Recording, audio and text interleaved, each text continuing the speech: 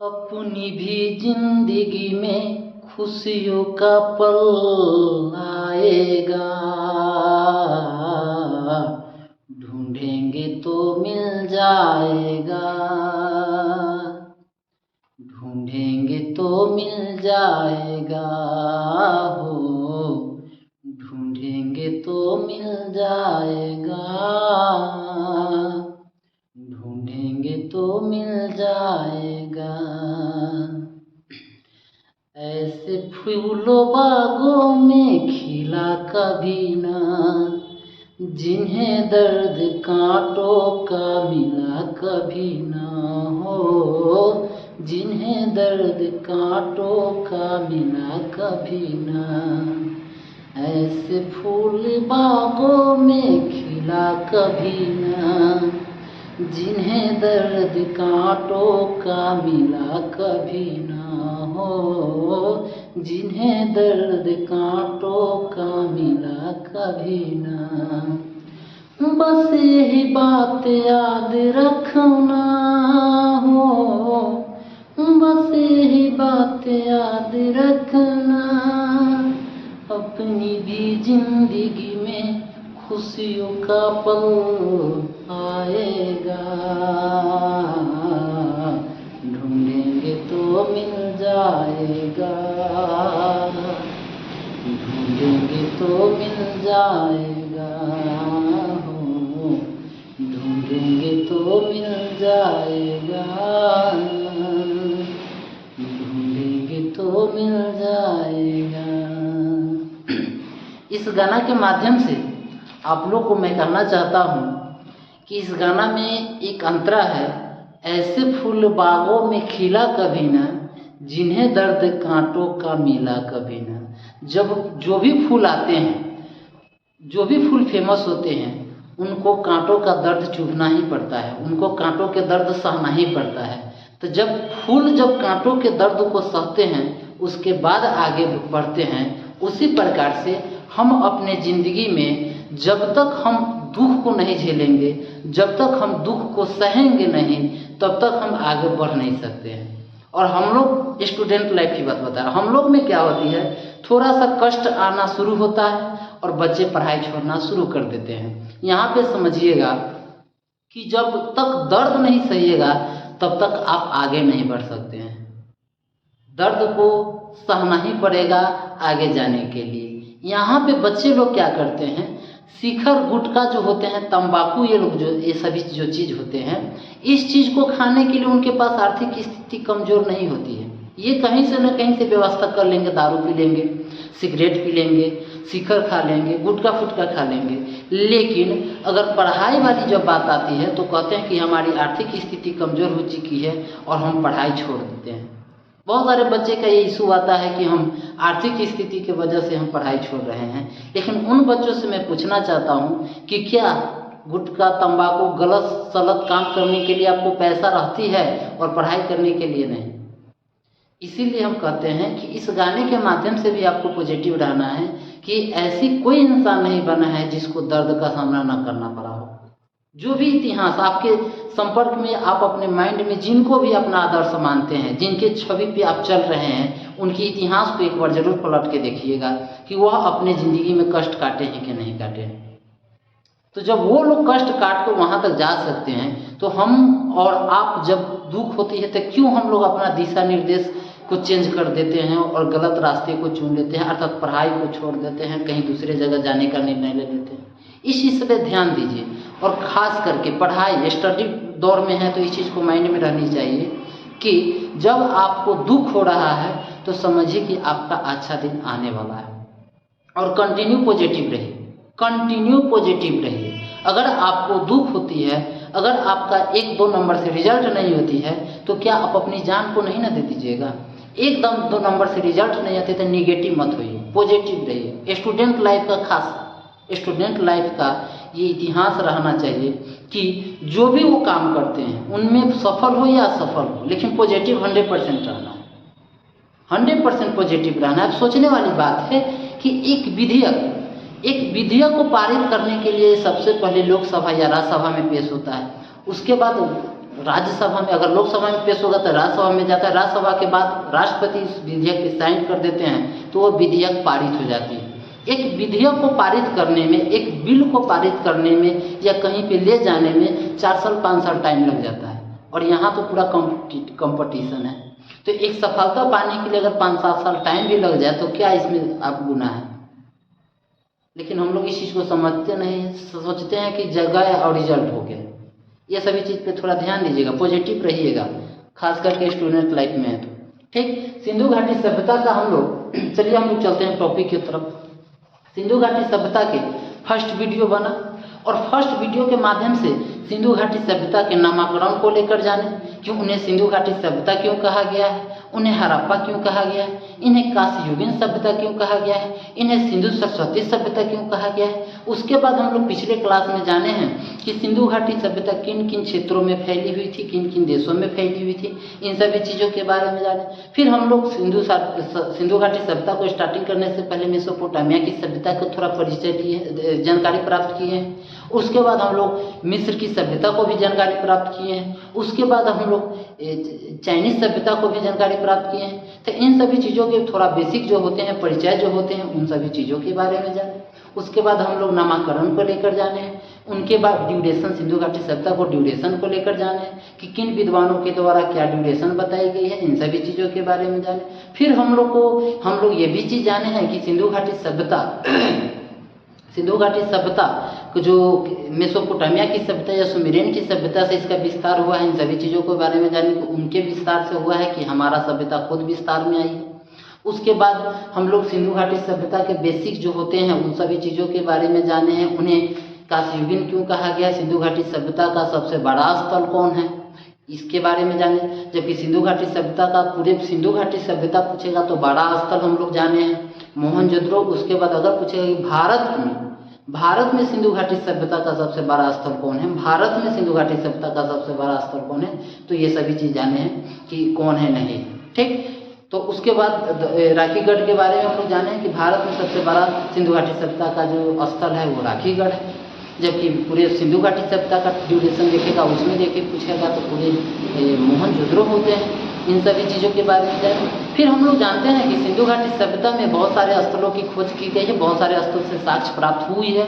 लेकिन उन स्थलों में 6 ऐसे स्थल होते हैं, 6 ऐसे नगर होते हैं सिंधु घाटी सभ्यता का सबसे बड़ा स्थल होते हैं, जैसे कि मोहनजोदड़ो, सबसे बड़ा फेमस के तौर पे देखा जाता है, जैसे कि मोहनजोदड़ो, हड़प्पा, उसके बाद आते हैं धौलावीरा, उसके बाद आते हैं राखीगढ़, उसके बाद आते हैं गनवाड़ी वाला। इन सभी चीज़ों के बारे में जो माना जाता है कि सबसे बड़ी स्थल के तौर पे इन 6 नगरों को देखा जाता है, जो हम लोग आज के वीडियो में जानेंगे।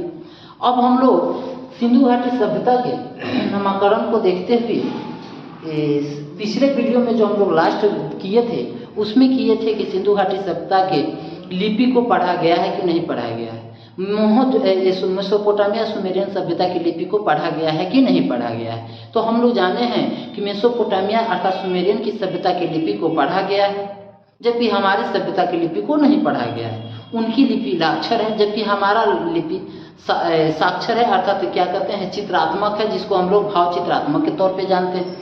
उनकी लिपि को पढ़ा जा चुका है, लेकिन हमारी लिपि को नहीं पढ़ा जा चुका है। हमारी लिपि को पढ़ने का प्रयास तो किया गया था, किनके द्वारा, आई महादेवन साहब के द्वारा, जबकि हम लोग सफल नहीं हुए, ठीक। अब हम लोग आगे की तरफ चलते हैं कि सिंधु घाटी सभ्यता के कुछ प्रमुख चीज़ों को बारे में जानते हैं। अगर आपसे पूछेगा कि सिंधु घाटी सभ्यता का विस्तार किस क्षेत्रों में हुआ है, तो वहाँ पे क्षेत्र जान चुके हैं। जबकि भारत के क्षेत्रों में पूछेगा या पाकिस्तान की सिंधु घाटी सभ्यता, जैसे कि अगर मैप के दृष्टि से देखा जाए तो इस क्षेत्र को हम लोग क्या बोलते हैं, जैसे कि इसको ऊपर के क्षेत्र को हम लोग उत्तर बोलते हैं, नीचे के क्षेत्र को दक्षिण बोलते हैं।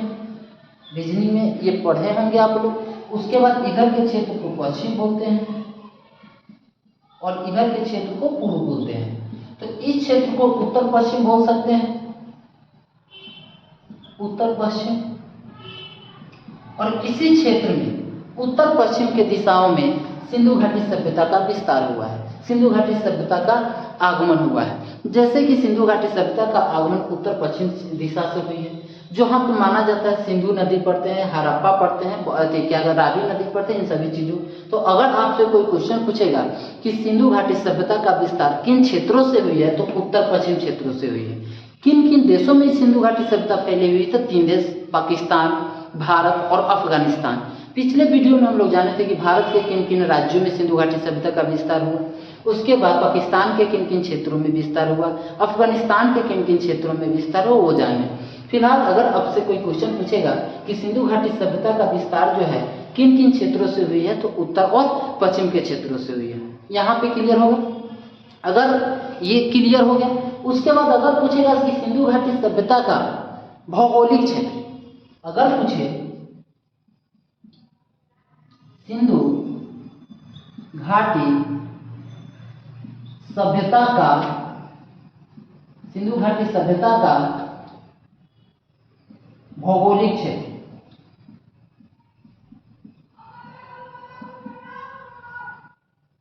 भौगोलिक क्षेत्र या भौगोलिक विस्तार, तो यहाँ पे देखिएगा सिंधु घाटी सभ्यता का भौगोलिक क्षेत्र या विस्तार में देखेंगे तो सबसे पहले उत्तर, दक्षिण, पश्चिम, पूर्व इनके क्षेत्रों से देखते हैं। जैसे कि उत्तर में सिंधु घाटी सभ्यता में एक जगह पढ़ते हैं मांडा। क्या पढ़ते हैं? मांडा, जो चिनाब नदी के तट पे है, जो चिनाब नदी के तट पे। अगर मांडा पूछेगा ये किस नदी के तट पे है? चिनाब नदी के तट पे है, जो जम्मू कश्मीर में पड़ता है। कहाँ पड़ता है? जम्मू कश्मीर जी। जबकि दक्षिण में पूछेगा एक क्षेत्र होते हैं दायमाबाद। क्या होते हैं?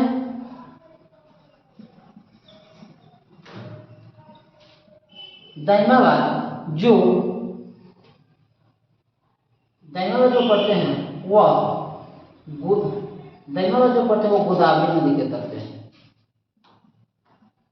वह गोदावरी नदी के तट पे, दायमाबाद गोदावरी नदी के तट पे है, जो महाराष्ट्र में पड़ते हैं, जो महाराष्ट्र में पड़ते हैं।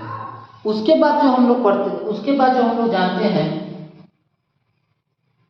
उसके बाद हम लोग जानते हैं पूरब में आलमगीरपुर पड़ते हैं।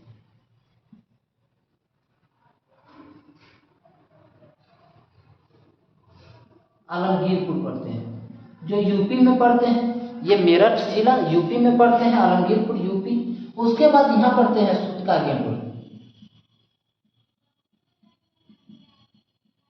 यह जो है दासक नदी के तट पे, यह दासक नदी के तट पे जो पाकिस्तान में पड़ता है, जो पाकिस्तान में पड़ता है। तो अगर पूछेगा कि जम्मू कश्मीर सिंधु घाटी सभ्यता के भौगोलिक क्षेत्रों में, कि सिंधु घाटी सभ्यता के भौगोलिक क्षेत्र में क्या है, उत्तर में क्या है, तो मांडा है जो जम्मू कश्मीर में पड़ता है, जो चिनाब नदी के तट पे है। दक्षिण में क्या है? दायमाबाद जो गोदावरी नदी के तट पे पड़ता है, जो महाराष्ट्र में पड़ता है। पश्चिम में क्या है? सूतका गेंडोल है, जो दासक नदी के तट पे पड़ता है। जबकि पूर्व में क्या है? आलमगीरपुर है, जो यूपी में पड़ता है, जो मेरठ के यूपी में पड़ता है।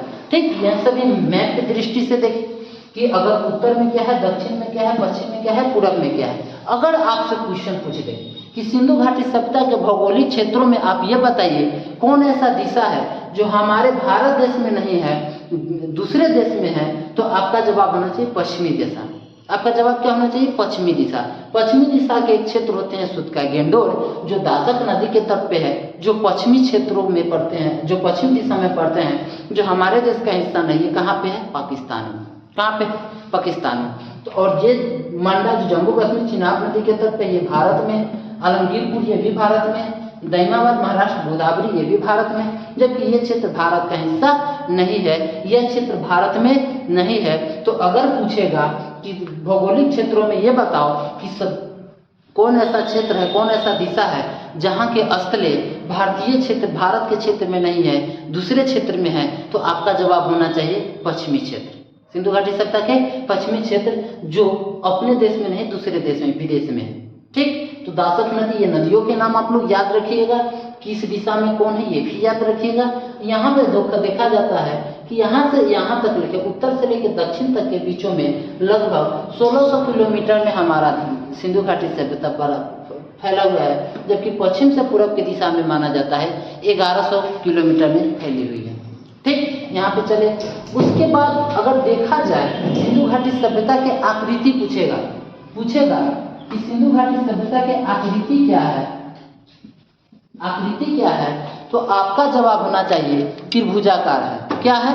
त्रिभुजाकार है। सिंधु घाटी सभ्यता के आकृति क्या है, तो आपका जवाब होना चाहिए त्रिभुजाकार है।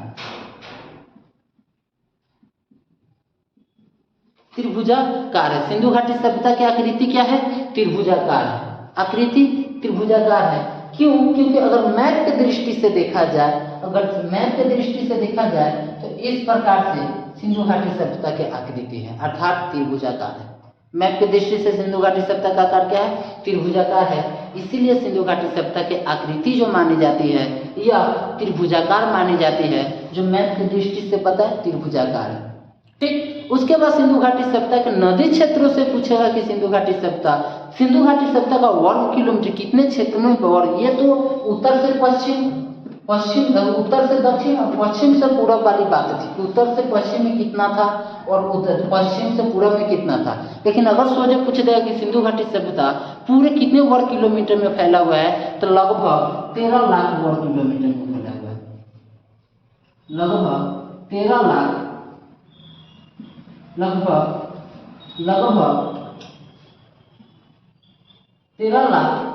वर्ग किलोमीटर में फैला हुआ है। लगभग 13 लाख वर्ग किलोमीटर। परफेक्ट पूछेगा 12,99,000 समथिंग में आता है, लेकिन लगभग 13 लाख वर्ग किलोमीटर में फैला हुआ है।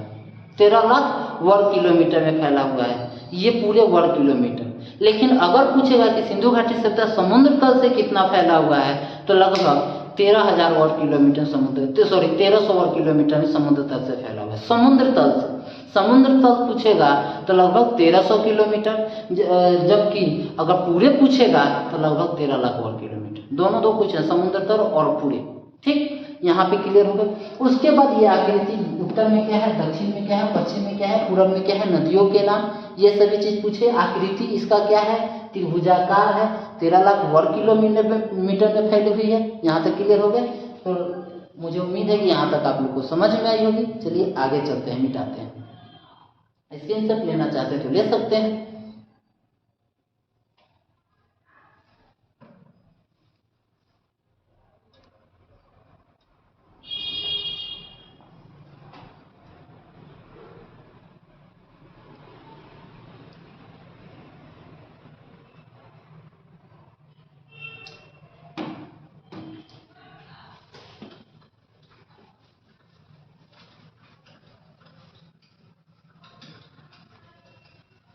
तो लगभग मुझे उम्मीद है कि आप लोग यहाँ तक समझे होंगे।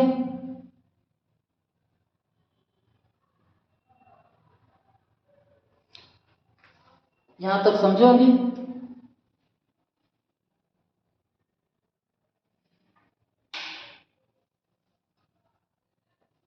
अब हम लोग चलते हैं सिंधु घाटी सभ्यता के लिपि की तरफ।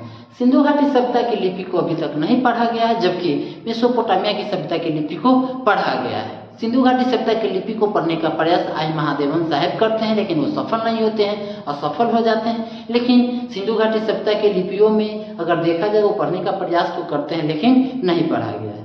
और एक चीज़ और है, सिंधु घाटी सभ्यता की लिपि भाव चित्रात्मक थी। दो पंक्तियों में लिखी गई थी। पहली पंक्ति दाईं से बाएं, जबकि सेकेंड पंक्ति बाईं से दाईं लिखी गई थी। ठीक, तो यहाँ पे सब बातों को लिखना थोड़ा कठिन हो जाती है। सब बातों को लिखेंगे तो फिर वीडियो लंबा हो जाती है और कुछ सीख नहीं पाते हैं। ठीक, ऐसे तो हम पूरा डिटेल्स देने का प्रयास करते हैं। तो यहाँ पे ये चीज़ हो गई। उसके बाद सिंधु घाटी सभ्यता के हम लोग ये चौहद्दी जाने हैं। चौहद्दी बोले तो सीमा विशास भौगोलिक क्षेत्र जाने हैं कि नदियों के तट पे कौन सा क्षेत्र है, उत्तर में क्या है, दक्षिण में क्या है, पश्चिम में क्या है, पूरब में क्या है, ये सभी चीज़ पढ़े। अब हम लोग जानेंगे कि सिंधु घाटी सभ्यता में, जैसे कि सिंधु घाटी सभ्यता में बहुत बड़े नगर थे सिंधु घाटी सभ्यता, जिसमें मोहनजोदड़ो, हड़प्पा, धौलावीरा, राखीगढ़, गनवाड़ीवाला, ये 6 ऐसे क्षेत्र होते हैं जो सिंधु घाटी सभ्यता के सबसे प्रमुख शहर के नाम से जाना जाता है। कौन कौन? धौलावीरा, उसके बाद क्या कहते हैं, मोहनजोदड़ो, हड़प्पा, कालीबंगा, उसमें कालीबंगा पहले कॉलेज थे उसमें नहीं होते। धौलावीरा, कालीबंगा, हड़प्पा, मोहनजोदड़ो, उसके बाद राखीगढ़, गनवाड़ी, इन सभी क्षेत्र जो होते हैं ये सबसे प्रमुख क्षेत्र के तहत रखा जाता है। और एक चीज़ और देखिएगा, धौलावीरा के नाम पे एक क्वेश्चन आती है कि धौलावीरा कि यूनेस्को ने धौलावीरा को 1921 ईस्वी में विश्व विरासत सूची में रखा गया है। सिंधु घाटी सभ्यता अगर विश्व विरासत सूची में रखे हैं 2021 में रखे हैं, तो यहाँ पे आपको क्वेश्चन क्लियर रखना पड़ेगा। अगर पूछेगा कि सिंधु घाटी से करंट का भी चैप्टर हो सकता है, क्यों?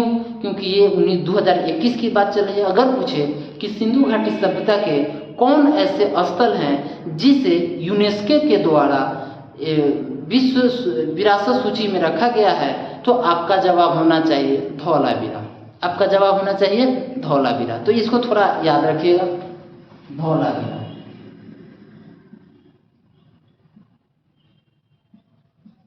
यह इसे धौलावीरा को यूनेस्को ने 2021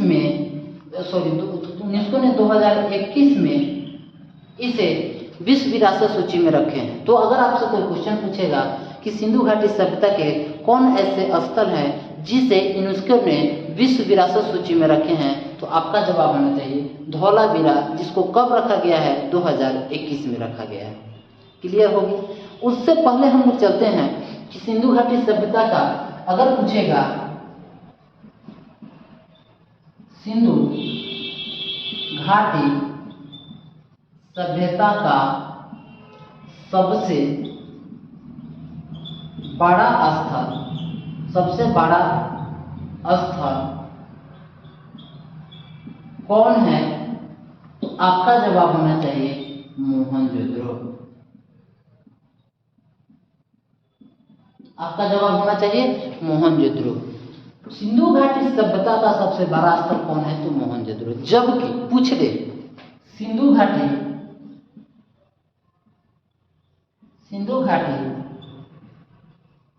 सभ्यता के भारत क्षेत्र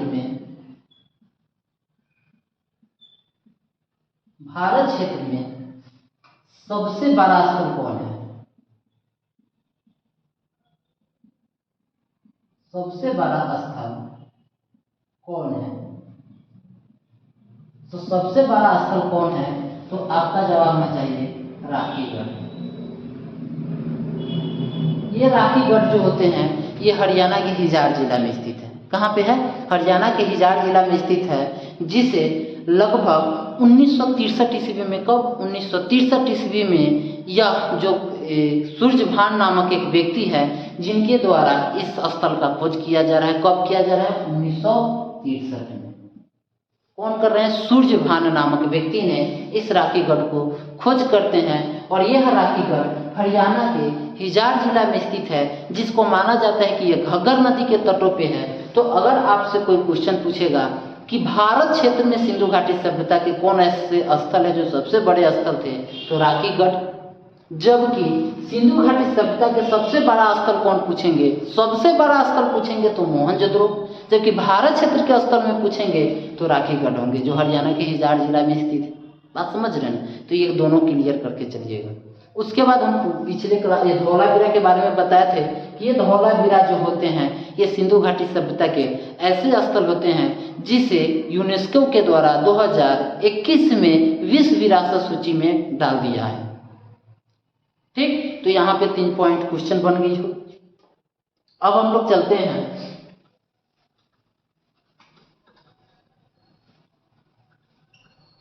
सिंधु घाटी सभ्यता के 2 ऐसे बंदरगाह होते हैं जो सबसे फेमस बंदरगाह होते हैं, जिनको हम लोग लोथल और कालीबंगा के नाम से जानते हैं। लोथल और कालीबंगा के नाम से जानते हैं, जो सबसे बड़ा बंदरगाह होते हैं। ठीक, अब उससे पहले हम लोग चलते हैं हड़प्पा की तरफ। उससे पहले चलते हैं हड़प्पा की तरफ।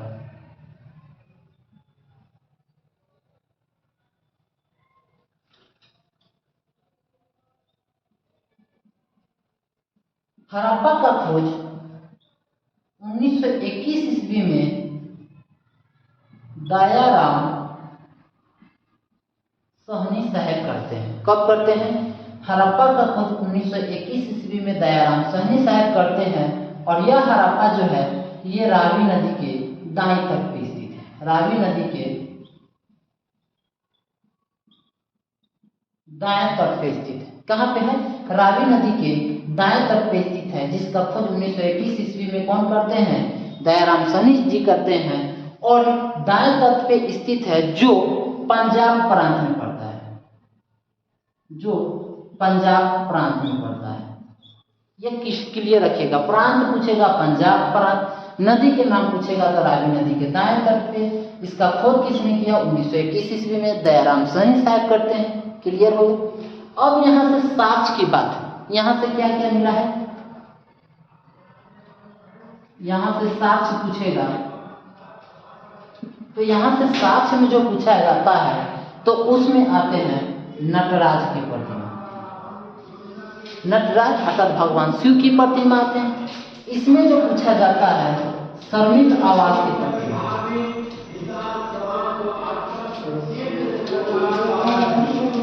इसमें श्रमिक आवास पूछते हैं।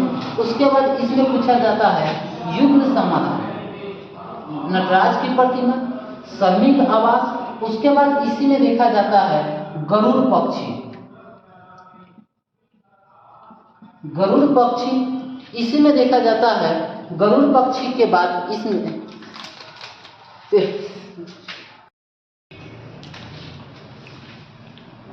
रावी नदी के बाएं तट पे, यहाँ पे बाएं कर लीजिएगा, दाएं नहीं होगा, बाएं तट पे यह जो है हड़प्पा पड़ता है, रावी नदी के बाएं तट पे पड़ता है जो पंजाब प्रांत में स्थित है। अगर पूछेगा कि किस जिला में स्थित है तो आपका जवाब हो जाएगा मोंटगोमरी जिला में, पाकिस्तान के मोंटगोमरी जिला में पड़ता है, पाकिस्तान के मोंटगोमरी जिला में पड़ता है। हड़प्पा किस जिला में पड़ता है? पाकिस्तान के मोंटगोमरी जिला में पड़ता है, जो पंजाब प्रांत में पड़ता है, जो रावी नदी के बाएं तट पे स्थित है। रावी नदी के बाएं तट पे स्थित है। इसको बाएं याद रखिएगा, दाएं नहीं, बाएं। अगर कहीं हम दाएं बोलते हो इसके लिए सॉरी, बाएं तट पे स्थित होंगे। अब यहाँ पे रावी नदी के बाएं तट पे स्थित है पंजाब, जो जहाँ से नटराज की प्रतिमा, नटराज की प्रतिमा का मतलब होता है भगवान शिव की प्रतिमा, श्रमिक आवास, गरुड़ पक्षी, R37, कब्रिस्तान,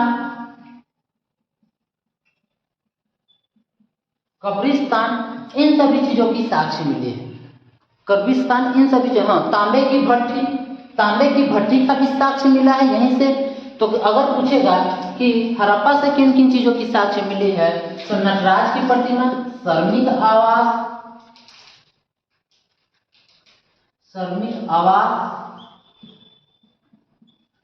आवास का मतलब होता है यहाँ से काम करने वाले जो होते हैं, जिसको हम लोग क्षेत्रीय भाषा में, गांव की भाषा में लेबर कहते हैं, उनका भी साक्ष्य मिला है।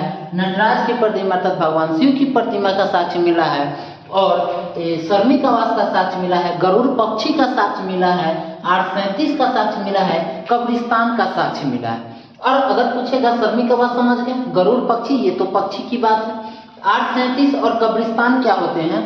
R37 को हम लोग कहते हैं यह एक कब्रिस्तान हुआ करता है जिसका एक क्षेत्र का नाम दे दिया जाता है R37, ठीक, R37। कब्रिस्तान एच भी कह सकते हैं इसको, कब्रिस्तान एच का भी साक्ष्य मिल रहा है। तो इन सभी चीजों का साक्ष्य कहाँ से मिला है? हड़प्पा से। तो चलिए हड़प्पा के ऊपर, हड़प्पा का खोज किसने किया? दयाराम साहनी जी ने करते हैं। कब करते हैं? 1921 ईस्वी में करते हैं। ये है कहाँ? किस नदी के तट पे? रावी नदी के बाएं तट पे स्थित है। कहाँ पे? रावी नदी के बाएं तट पे स्थित है, जो पंजाब प्रांत में पड़ता है, जो पाकिस्तान के मोंटगोमरी जिला में पड़ता है। यहाँ से साक्ष्य क्या क्या मिला है? नटराज की प्रतिमा तथा भगवान शिव की प्रतिमा, श्रमिक आवास की प्रतिमा, श्रमिक आवास, गरुड़ पक्षी, R37 और कब्रिस्तान। ठीक, ये हो गया मोटा मोटी लगभग हड़प्पा से जो साक्ष्य मिली हुई है उन सभी चीजों के बारे में जाने। उसके बाद हम लोग मोहनजोदड़ो के साक्ष्यों के बारे में जानने का प्रयास करेंगे कि मोहनजोदड़ो से किस चीजों की साक्ष्य मिली है। तो मोहनजोदड़ो से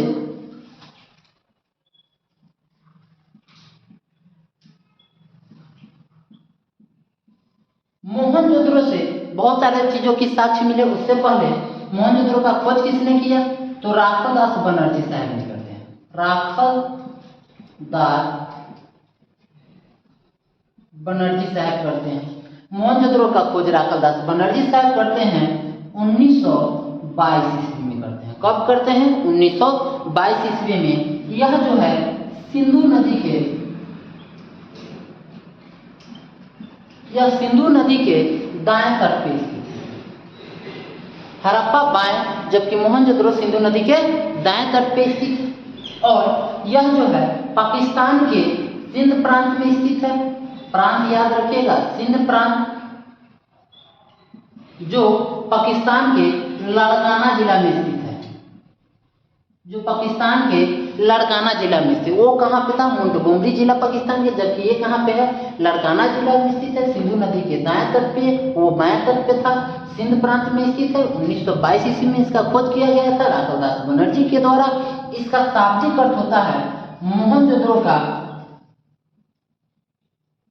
शाब्दिक अर्थ होता है मृतकों का टीला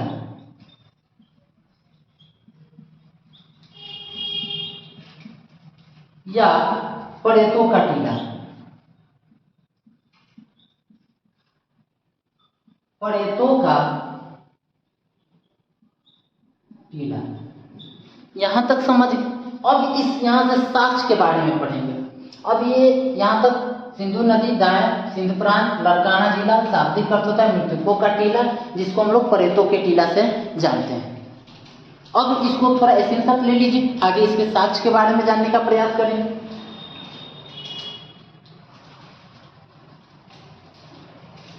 मोहनजोदड़ो से अगर पूछेगा मोहनजोदड़ो किस चीजों के लिए फेमस है, तो मोहनजोदड़ो विशाल स्नानागार के लिए फेमस है। मोहनजोदड़ो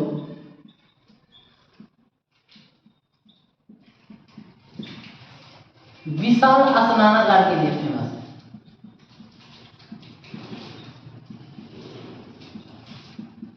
स्नानागार के लिए फेमस है। विशाल स्नानागार क्या फेमस है? मोहनजोदड़ो, जहां से अन्नागार का भी साक्ष्य मिला, स्नानागार का भी साक्ष्य मिला, तो विशाल स्नानागार के लिए फेमस है। अब यहाँ पे देखिएगा, यहाँ पे मोहनजोदड़ो से स्नानागार इस प्रकार से हुआ करते थे, जिसकी लंबाई जो मानी जाती है 11 पॉइंट लंबाई, इसको याद रखिएगा आप लोग। मोहनजोदड़ो की जो लंबाई है 11.88 मीटर है। इसकी चौड़ाई जो मानी जाती है 7.01 मीटर है, और गहराई जो मानी जाती है 2.43 मीटर है। ये क्वेश्चन पूछ देता है मोहनजोदड़ो के स्नानागार के लिए जो मोहनजोदड़ो फेमस है, इसकी लंबाई कितनी है, चौड़ाई कितनी है, गहराई कितनी है। इस प्रकार से यहाँ से इसकी लंबाई जाने, चौड़ाई जाने और गहराई जाने। गहराई 2.43 है, लंबाई जो होते हैं 11.88 मीटर होते हैं, चौड़ाई जो होते हैं 7.01 मीटर होते हैं। ये सब मीटर में होते हैं। अगर पूछेगा कि स्नानागार में जो होते हैं, यहाँ पे हौद हुआ करता था, स्नान करने वाला, यहाँ पे सीढ़ियाँ हुआ करता था।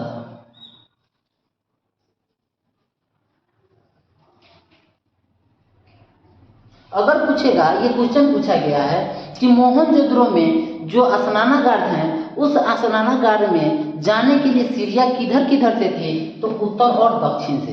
कहाँ कहाँ से थी? उत्तर और दक्षिण के क्षेत्रों में सीढ़ियाँ हुआ करती थी, जबकि इस क्षेत्र में पानी निकालने के लिए हौद हुआ करता था। हौद, जिसको हम लोग नलका भी बोल सकते हैं, हौद हुआ करता था। इस क्षेत्र में भी है हौद।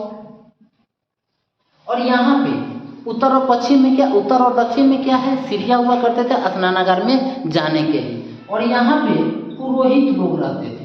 यहाँ पे पुरोहित लोग रहते थे। माना जाता है कि पुरोहित लोग स्नान करने के लिए उनको इजी वे में चले जाते थे, स्नान कर लेते थे। तो अगर पूछेगा कि स्नानागार की लंबाई कितनी है 11.88 मीटर, चौड़ाई कितनी है 7.02 मीटर और गहराई कितनी है 2.43 मीटर। जब इस प्रकार सीढ़ी किधर से था? उत्तर और दक्षिण से। उसमें स्नानागार मोहनजोदड़ो से किन चीज़ों की साक्ष्य मिली? पुरोहितों की साक्ष्य मिली। ठीक, उसके बाद हम लोग जानते हैं कि सिंधु घाटी सभ्यता का जो पतन हुआ है यह पुरोहितों के वजह से हुई है, यह ब्राह्मणों के वजह से होती है, ये मानी जाती है। लेकिन कहीं कहीं बताई जाती है, इसमें सिंधु घाटी सभ्यता पे जो वर्चस्व रहा है वो ब्राह्मणों का वर्चस्व रहा है, पुरोहितों का वर्चस्व रहा है। लेकिन अगर कहीं कहीं देख देता है सिंधु घाटी सभ्यता का पतन का क्या कारण है, तो मुख्य कारण बताया जाता है कि बाढ़। मुख्य कारण क्या बताई जाती है, बाढ़। तो उसमें भी हम लोग बहुत सारी चीज को पढ़ेंगे, किन किन विद्वानों के द्वारा क्या कहा गया कि बाढ़ के द्वारा सिंधु घाटी सभ्यता का पतन हो रहा है, कि वायुमंडलीय दबाव के कारण पतन हो रहा है, कि सूखा घोषित होने के कारण पतन हो रहा है, कि आर्यों का आगमन की वजह से पतन हो रहा है। इन सभी चीज़ों को जानने का प्रयास करेंगे। लेकिन अभी फिलहाल जानिए लंबाई, चौड़ाई और गहराई। सीढ़ी किधर से थी, उत्तर और दक्षिण से थी। यहाँ पे पुरोहितों का अगर पूछेगा सिंधु घाटी सभ्यता पे किन लोगों का वर्चस्व रहा है, तो पुरोहितों का वर्चस्व रहा है। यहाँ पे उत्तर और दक्षिण के सीमा में सीढ़ियाँ हुआ करते थे, ये सभी जाने। उसके बाद मोहनजोदड़ो से ही जो मिल रहा है ये सरमी, वहाँ पे हड़प्पा से श्रमिक आवास, जबकि यहाँ से पुरोहित आवास, यहाँ से स्नानागार, इन सभी चीज़ों का साक्ष्य मिला है। मोहनजोदड़ो से ही एक मोहर का साक्ष्य मिला है, जो आगे के हम लोग क्लास में पढ़ेंगे। उस मोहर पे, मोहनजोदड़ो के उस मोहरों पे प्राप्त होता है, सबसे ज़्यादा उस मोहरों पे प्राप्त होता है कि दाईं तरफ से चीता और हाथी है, और बाएं तरफ से चीता और हाथी है, जबकि दाएं तरफ से गेंडा और भैंस है। तो अगर आपसे कोई क्वेश्चन पूछे बाएं तरफ से गेंडा और भैंस जबकि दाएं तरफ से चीता और हाथी है, सिंधु घाटी सभ्यता के मोहनजोदड़ो से एक मोहर की साक्ष्य मिली है जहाँ से इस चीज़ को बताई गई है, दर्शाई गई। तो अगर आपसे कोई क्वेश्चन पूछेगा कि क्या सिंधु घाटी सभ्यता में चीता का साक्ष्य मिला था, भैंस का साक्ष्य मिला था, गेंडा के साक्ष्य मिला था, तो आपका जवाब होना चाहिए। बात समझ रहे हैं कि हाँ, चीता और हाथी, गेंडा और भैंस। तो चीता और हाथी का साक्ष्य मोहनजोदड़ो से मिला है, जो सिंधु घाटी सभ्यता में है, और गेंडा और भैंस का साक्ष्य यहाँ से मिल रहा है। कहाँ से, तो गेंडा और भैंस का साक्ष्य भी वहीं से, जिसको बाईं तरफ माना जाता है। ठीक, दाईं तरफ क्या है, बाईं तरफ क्या है, ये चीज़ सब समझे हम लोग। तो उसके बाद सिंधु घाटी सभ्यता के मोहनजोदड़ो से मोटा मोटी समझ गए। अब हम लोग जानने का प्रयास करेंगे कालीबंगा।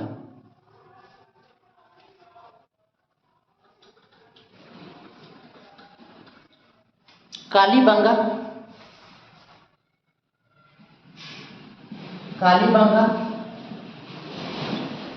यह जो है, इसका खोज जो है अमलानंद घोष ने करते हैं।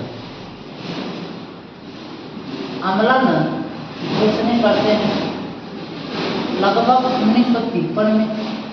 यह जो है राजस्थान में, कहाँ पे है, राजस्थान के हनुमानगढ़ जिला में स्थित है।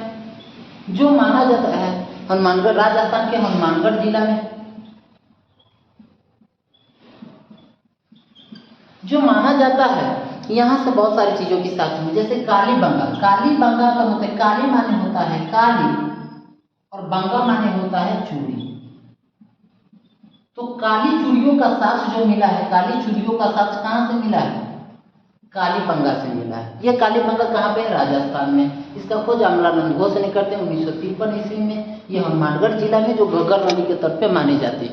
ठीक, राजस्थान के घग्गर नदी। ये समझ, काली चूड़ी यहाँ से मिला है। बहुत सारी चीजों का साक्ष्य मिला है, जैसे कि जोते हुए खेत का प्रमाण,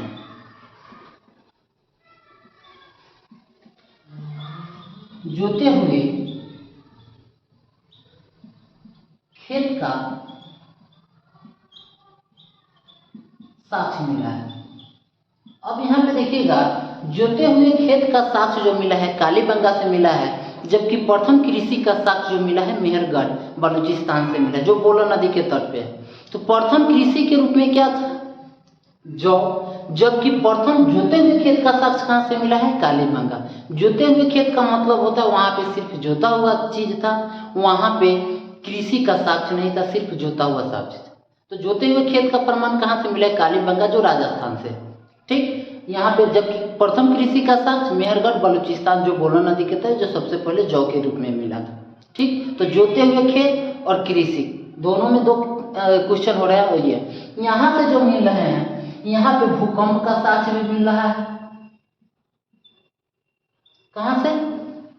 कालीबंगा से भूकंप का साक्ष्य मिला। भूकंप के साक्ष्य के साथ साथ यहाँ पे गठिया रोग का भी साक्ष्य मिला है। गठिया रोग कहाँ से मिला है? गठिया रोग कालीबंगा से मिला है। काली चूड़ी, जोते हुए खेत का प्रमाण, भूकंप, गठिया रोग, युग्म समाधान का भी साक्ष्य मिला है।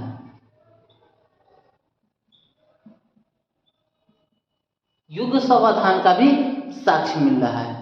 अब यहाँ पे गठिया रोग, भूकंप, युग्म समाधान, जोते हुए खेत का प्रमाण, इन सभी चीजों इसी कालीबंगा से एक समय में 2 कृषि खेत होने का साक्ष्य मिला है।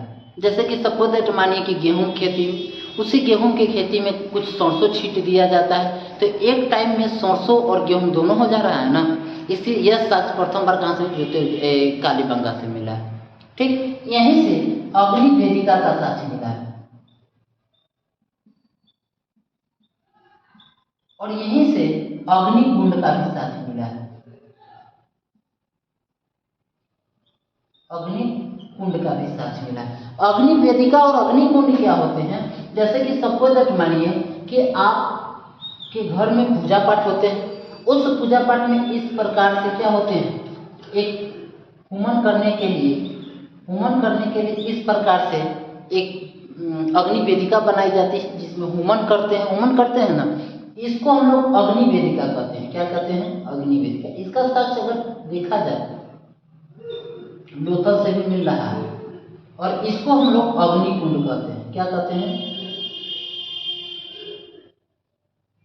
इसको हम लोग अग्नि वेदिका कहेंगे और इसको अग्निकुंड कहेंगे। यहाँ पे क्या होता है? माना जाता है होमन किया जाता है और होमन से जब धुआं ऊपर की तरफ जाती है तब जाके पता चलता है कि तब भगवान को लगता है कि हमारा बच्चा मुझे याद कर रहा है, मेरा दासी मुझे याद कर रहा है, मेरा चेला मुझे याद कर रहा है। इसीलिए अग्नि देवता को, जो आगे हम लोग को पढ़ने को मिलता है वैदिक सभ्यता में, अग्नि देवता को मध्यस्थ के देवता के नाम से जानते हैं, इनको अगुआ के देवता के नाम से जानते हैं, इनको मीडिएटर के देवता के नाम से जानते हैं। जैसे कि शादी विवाह जो होती है तो जब तक अगुआ नहीं होंगे, मीडिएटर नहीं होंगे, तब तक शादी विवाह नहीं होगा। उसी प्रकार से भगवान और भक्त के बीच के रिलेशन को बरकरार करने वाले जो काम करते हैं वो अग्नि करते हैं।